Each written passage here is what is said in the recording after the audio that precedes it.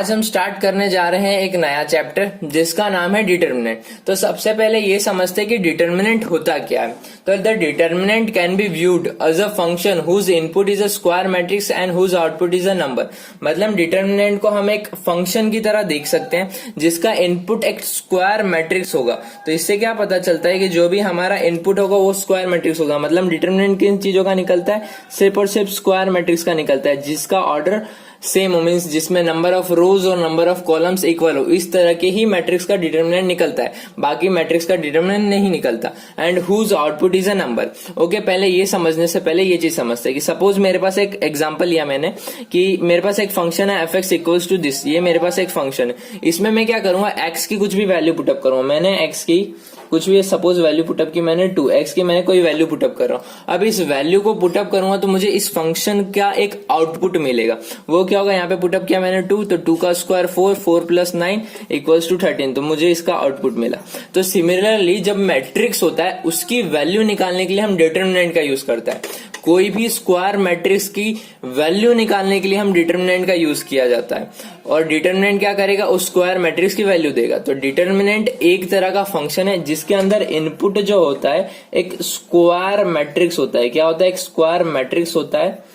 उस square matrix के बदले में वो हमें एक नंबर देता है, एक नंबर देता है। तो यहाँ पे ये क्लियर हुआ डिटर्मिनेंट क्या होता है। अब उसे निकालते कैसे वो हम आगे समझेंगे। पहले समझते हैं कि उसका जियोमेट्रिकल फॉर्म में एस्पेक्ट क्या है, वो जियोमेट्रिकली फॉर्म में हमें क्या बताना चाहता है। जैसे कि हमें मालूम है कि मैट्रिक्स का एक नंबर ऑफ नंबर्स का कलेक्शन है, तो उसे हम एक ग्राफ पे रिप्रेजेंट करते हैं। सपोज ये मेरा ग्राफ है, ये x एक्सिस हो गई मेरी और ये मेरी y एक्सिस हो गई। ओके, तो ये वाला पॉइंट क्या होगा, ये होगा मेरा 0,0।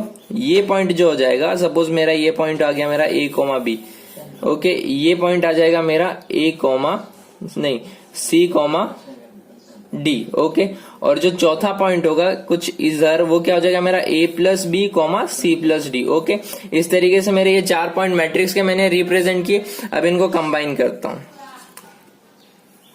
ओके, तो यहाँ पे ये एक 2x2 मैट्रिक्स थी, इसलिए हमने क्या लिया है, हमने x y लिया है।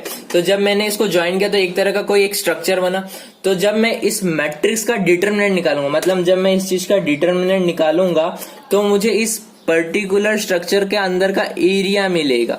सेम चीज अगर मैट्रिक्स 3x3 ऑर्डर की होती तो यहाँ पे एक और एक्सिस आ जाती है x, y एंड z, और जब मैं उस पे पॉइंट रिप्रेजेंट करता तो जो स्ट्रक्चर बनता वो 3D स्ट्रक्चर बनता, तो उसका मुझे वॉल्यूम मिलता। ये इसका डिटर्मिनेंट का जियोमेट्रिकल एस्पेक्ट है। तो अब समझते हैं कि डिटर्मिनेंट को रिप्रेजेंट किससे किया जाता है। डिटर्मिनेंट को रिप्रेजेंट करने के 3 तरीके। एक किया जाता है डिटर्मिनेंट ऑफ ए, ओके, एक किया जाता है मॉड ए। जैसे कि हमारा कोई नंबर होता है, जैसे हमारा मान लो 5, अगर इसके सामने में मोड लगा तो इसे हम क्या पढ़ेंगे कि मोड ऑफ 5। लेकिन इन केस मैट्रिक्स के सामने अगर मोड लगा हो, लेकिन ये मोड नहीं होता है, ये रिप्रेजेंट कर रहे हैं डिटर्मिनेंट ऑफ ए। अगर मैट्रिक्स के बाहर लगा हुआ है तो ये डिटर्मिनेंट है, और अगर किसी नंबर के बाहर लगा हुआ है तो वो मॉड है। ओके, और तीसरा तरीका होता है डेल। इन 3 तरीके से डिटर्मिनेंट को रिप्रेजेंट करते। अब चीज ये समझते हैं कि डिटर्मिनेंट निकालते कैसे। तो पहले 2x2 मैट्रिक्स का समझेंगे, फिर हम 3x3 मैट्रिक्स की तरफ चलेंगे। तो 2x2 मैट्रिक्स का डिटर्मिनेंट निकालने के लिए सबसे पहले जो प्रिंसिपल डायगोनल पे एलिमेंट होते हैं उन दोनों का मल्टीप्लाई, तो 2 इंटू 2 हमारा हो जाएगा 4। बीच में आता है ऑलवेज माइनस, फिर जो सेकेंडरी डायगोनल पे होते हैं उनका मल्टीप्लाई, मतलब -1 मल्टीप्लाई बाय 4। ओके, तो ये क्या आ जाएगा 4 इंटू -1, माइनस का 4 और माइनस माइनस प्लस, तो 4 प्लस 4 इक्वल्स टू 8। ये आ गया हमारा डिटर्मिनेंट। सिमिलरली इसका निकालते तो क्या मीन क्या होगा कि पहले हम इन दोनों के प्रिंसिपल डायगोनल का मल्टीप्लाई करेंगे, मतलब 12 इंटू 5, तो ये हो जाएगा हमारा 60, माइनस 25 इंटू -4, तो ये क्या हो जाएगा हमारा माइनस का 100, तो ये हो जाएगा हमारा 60 प्लस 100, तो ये आ गया हमारा 160। इस तरीके से 2x2 मैट्रिक्स का डिटर्मिनेंट निकालना हमने सीख लिया कि 2x2 मैट्रिक्स का डिटर्मिनेंट कैसे निकालते हैं। अब देखते हैं कि 3x3 मैट्रिक्स का डिटर्मिनेंट किस तरीके से निकाला जाता है। ठीक है, यहाँ पे हमारे पास एक 3x3 मैट्रिक्स दी हुई है और बोला गया है कि हमें उस चीज का डिटर्मिनेंट निकालना है। तो अब देखते हैं डिटर्मिनेंट निकालते कैसे। तो सबसे पहली चीज जो हमें यहाँ समझनी है कि सबसे पहले हमें अल्टरनेटिव साइंस लेने। यहाँ पे ये जो पहला एलिमेंट आता है इस पे आता है प्लस, ये आगे इस पे प्लस का सिंबल आएगा। ओके, सेकेंड वाले पे अल्टरनेटिव होता जाएगा। पहले पे आया हमारा प्लस आ गया, सेकंड पे फिर क्या आएगा माइनस आएगा, थर्ड पे क्या आएगा प्लस आएगा। सिमिलरली अगर मेरे को कॉलम वाइज निकालना हो तो क्या हो जाएगा, ये प्लस, पहला एलिमेंट प्लस है तो ये वाला एलिमेंट माइनस का हो जाएगा, ये प्लस हो जाएगा, यहाँ माइनस तो ये प्लस, ये माइनस, ये प्लस तो यहाँ माइनस, यहाँ प्लस। ओके, अब डिटरमिनेंट 3x3 का निकालते गए। सबसे स्टार्टिंग करते हैं अपन। ओके, ये जो पहला एलिमेंट है उसे रखना है हमें, ये पहला एलिमेंट 1 है। ओके, यहाँ पे हमने 1 लिखा। अब हमें क्या करना है कि इसकी रोज को, इसकी रो और इसकी कॉलम को भूल जाना है कि इसकी रो और कॉलम नहीं है, जो बाकी चीज बची उसको लिख देते। तो यहाँ पे बाकी क्या बच रहा है 3 0 1 0। ओके, अब सेकंड एलिमेंट पे चलते हैं 2, पर यहाँ पे कौन सा साइन होता है, यहाँ पे माइनस साइन होता है, यहाँ होता है प्लस, यहाँ होता है माइनस, तो ये आ जाएगा हमारा माइनस का 2, मतलब -1 मल्टीप्लाई बाय 2। ओके, जो अब क्या करना है, अब इसके रोज, इसके ये जो एलिमेंट है इसके रो और इसके कॉलम को भूल जाना है। बाकी जो चीजें बची उसको लिख देना है। बाकी क्या चीज बच रही है, बाकी बच रहा है हमारा -1 0 4 0। फिर यहाँ पे क्या है 4 और यहाँ पे प्लस है, तो मतलब +1 × 4, तो ये एज इट इज हमारा प्लस का 4 ही रहेगा।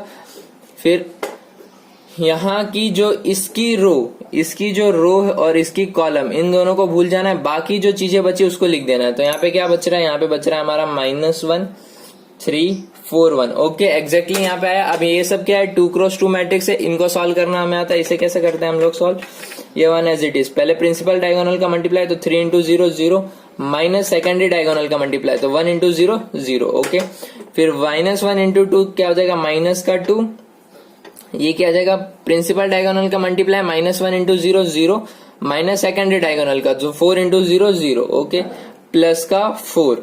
अब क्या करेंगे, इन दोनों का मल्टीप्लाई प्रिंसिपल डायगोनल का, तो -1 × 1 ये हो जाएगा हमारा -1, बीच में -4 3 × 12। ओके, तो 0 - 0 0 multiply by anything will be 0, minus का 0 - 0 0 multiply by any number equals to 0, plus -1 -12 हो जाएगा हमारा -13। -13 को जब हम 4 से मल्टीप्लाई करेंगे तो हमारा आ जाएगा -52, कि ये आया हमारा -52, तो ये आंसर हमारा आ गया -52। सिंपल, इस तरीके से हमने 3x3 मैट्रिक्स का डिटर्मिनेंट भी निकाल लिया। तो इस तरीके से 3x3 मैट्रिक्स का डिटर्मिनेंट निकालते हैं। अब एक और इजी चीज समझते हैं, सिंपल चीज, कि क्या हम हमेशा इसका फर्स्ट रो से ही डिटर्मिनेंट खोल सकते हैं? क्या मैं चाहूं तो सेकंड रो से नहीं खोल सकता? क्या थर्ड रो से नहीं खोल सकता? क्या कॉलम से नहीं खोल सकता? मैं जहां से चाहूं वहां से डिटर्मिनेंट खोल सकता हूं, ये मेरे ऊपर डिपेंड करता है। और जो सबसे सही तरीका होता है डिटर्मिनेंट खोलने का वो ये होता है कि जहां पे मैक्सिमम 0 हो उस रो या उस कॉलम की मदद से खोलो। बस मेन क्या, हमें अल्टरनेट साइंस का ध्यान रखना होता है। हमें फर्स्ट पे प्लस ले लेना, बाकी फिर यहाँ माइनस प्लस। ओके, अब इसके लिए क्या आ जाएगा, तो जैसे यहाँ प्लस है तो यहाँ पे हमारा माइनस आ जाएगा, यहाँ माइनस है तो यहाँ प्लस आ जाएगा। अब इस रो में मुझे 2 जीरोस दिख रहे हैं, तो मेरे को इससे अगर मैं डिटर्मिनेंट खोलता तो मेरा कितना इजीली सॉल्व होता वो चीज देखते हैं। ओके, जैसे कि अगर मैं यहाँ से डिटर्मिनेंट खोलूंगा, डिटर्मिनेंट ओपन कर रहा हूँ किसे, कॉलम 3 के बेसिस पे, कॉलम 3 के बेसिस पे मैं डिटर्मिनेंट ओपन कर रहा हूँ। तो ये 4, पहले फर्स्ट एलिमेंट को लूंगा, बाकी सबको भूल जाऊंगा। फर्स्ट एलिमेंट को लिया, बाकी सबको भूल जाऊंगा, इसके रो और इसके कॉलम को भूल जाऊंगा। तो ये मेरा आया 4, ये आएगा मेरा -1 3 4 1। ओके, अब यहाँ क्या आएगा, माइनस का, यहाँ प्लस साइन था, यहाँ माइनस साइन है तो -0। अब 0 में कुछ भी नंबर आए तो वो तो 0 ही होने वाला है, यहाँ पे प्लस का 0, ठीक है। फिर कुछ भी आए तो वो 0 ही होने वाला है। तो इन दोनों को सॉल्व करने का सेंस नहीं है, बचा ये, इसको सॉल्व करते तो 4, ये क्या हो जाएगा, ये हो जाएगा हमारा -1 माइनस का 12, तो क्या आ गया हमारा 4 × -13 इक्वल्स टू, ये आ गया हमारा -52। देखा कितना जल्दी सॉल्व हो गया। ये बस हमें थोड़ा सा क्या देखना है कि एक अल्टरनेट साइंस का ध्यान रखना है। मेन फर्स्ट चीज क्या है कि एक अल्टरनेट साइंस का ध्यान रखना है, अल्टरनेट साइन। और सेकंड, जिस नंबर के बेसिस पे हम खोल रहे हैं, जैसे कि या तो हमें कोई एक रो या एक कॉलम को सिलेक्ट कर लेना है। जैसे कि मान लो अगर मैंने इस रो के हिसाब से मुझे खोलना है, इस चीज के हिसाब से, तो इसका पहले फर्स्ट एलिमेंट लूंगा, तो यहाँ पे साइन प्लस ही, यहाँ पे माइनस है, तो माइनस इंटू -1, तो क्या हो जाएगा प्लस का 1। अब इसके रो और इसके कॉलम को भूल जाऊंगा, बाकी की जो चीजें बचेगी उसको लिखूंगा। फिर अब इस पे आऊंगा मैं, यहाँ माइनस था तो यहाँ प्लस होगा, तो ये आएगा मेरा प्लस का 3। अब इसके रो और इसके कॉलम को, इसके रो को और इसके कॉलम को मैं भूल जाऊंगा, बाकी की जो बची हुई चीजें उसे लिख दूंगा। फिर इसको निकालूंगा, यहाँ प्लस था तो यहाँ माइनस है, तो -0, 0 से तो कुछ भी मल्टीप्लाई हो 0 ही होना है। तो इस तरीके से मेरे हिसाब से आप समझ चुके हैं कि किस तरीके से डिटर्मिनेंट निकालते हैं।